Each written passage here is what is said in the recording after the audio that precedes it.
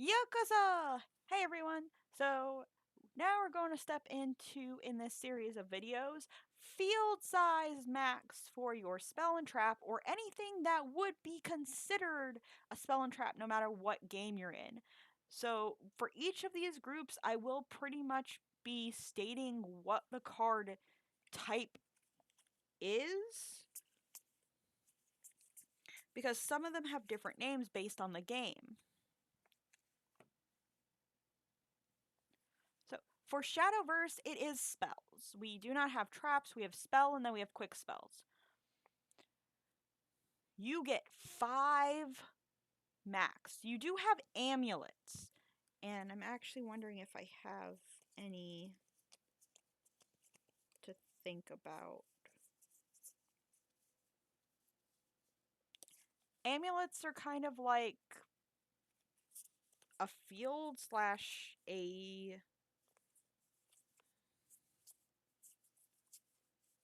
artifact. They sit on the field and they do stuff. They take up a slot. Uh, Unfortunately, you're only given so many slots to use, and if something sits on your field, it takes up that slot and you're not getting that slot back until you destroy it.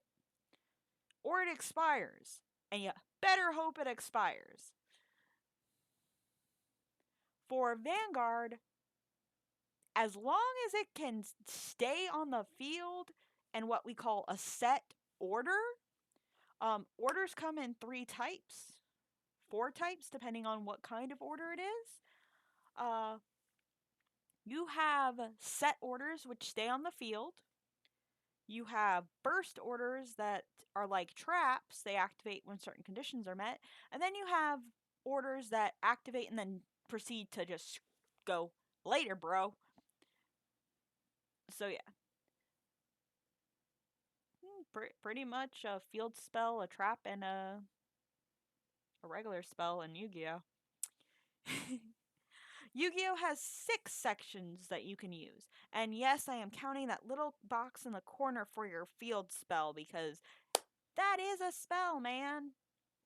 That is a spell. Magic the Gathering, flood it. Just flood it.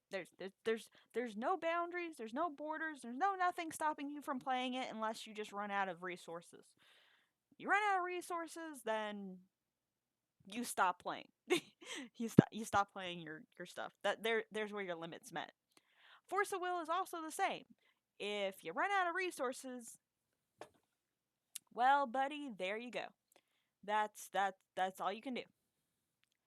Buddy Fight, this is where things get weird because Buddy Fight has defensive and offensive spells, but it also has what's called weapons, which you attach to to yourself to fight alongside your monsters. So, based on effects, is what the card does. So if a card says, oh, this stays on the field for so long, and when these conditions are met, activate it. You also have what's called an impact card, and they're called climaxes in Weiss because they're almost similar. Impact cards cannot be used unless certain conditions are met, and they usually end a game if not make it close to being an end turning game. It's very rare that you can survive an impact. It's very, very rare. So that's why I put effect, because that does change depending on which one you use and what you're getting your hands in. For Weiss, you get to play 1 climax per turn. There's not really any spell cards. Your climax is a spell card. Most of your cards are actual people. So their effects pretty much say it all and do it all. It's very rare, if not unheard of. You're not going to really touch into water with that one with having spell or trap cards. Your effects on your monsters are usually what's going to do it. Battle Spirits has 3 different ones.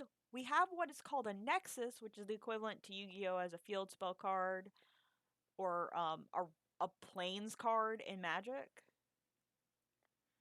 Then you have your spell cards, and then you got this weird wonky card that does things on rare occasion.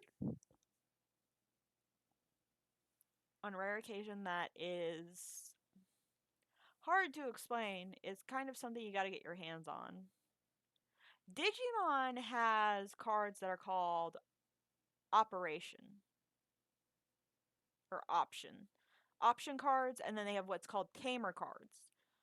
You can play all of these as much as you have the ability to. As long as you have resources, it's play it till you drop. The game that probably has the closest matching to this is your Pokemon, but Pokemon has a limit.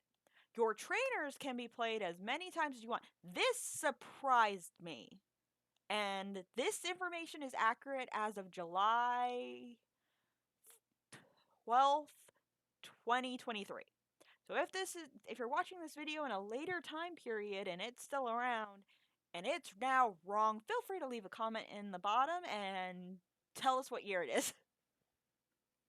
Or if this year it gets updated and I just haven't been informed, because I did look and scour the World Wide Web, and I did bug like two of my friends who play Pokemon competitively. Yeah, they were also surprised because most of the time they don't do this. Trainers are unlimited. You can do them whenever you want. Support cards are only allowed once per turn. Only once per turn. So for One Piece, this is where things are a little hazy. I could not find the information that said anything about yes, no, you can only play it once per turn. Apparently, as long as you can, as of right now, without being able to find an actual conjecture or anything that said otherwise,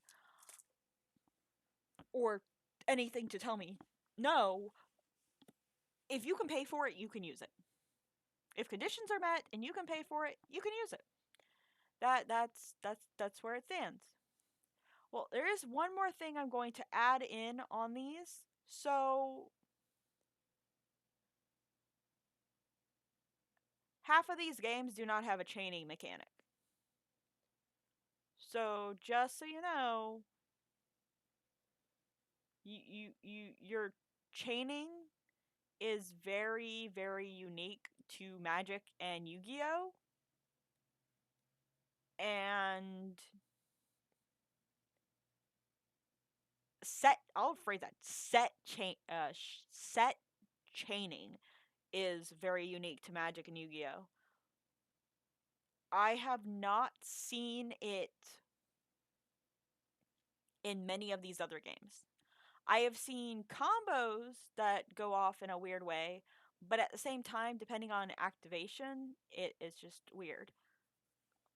For anyone who watches this and has a question about what chaining could be in Shadowverse Evolution, I'm going to have a separate video for that because that is actually a horse of another color. That is really a horse of another color.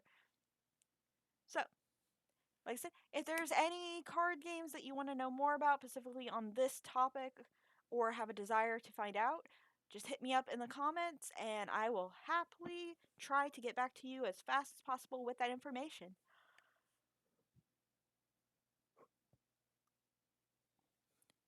Thank you for watching and catch you later.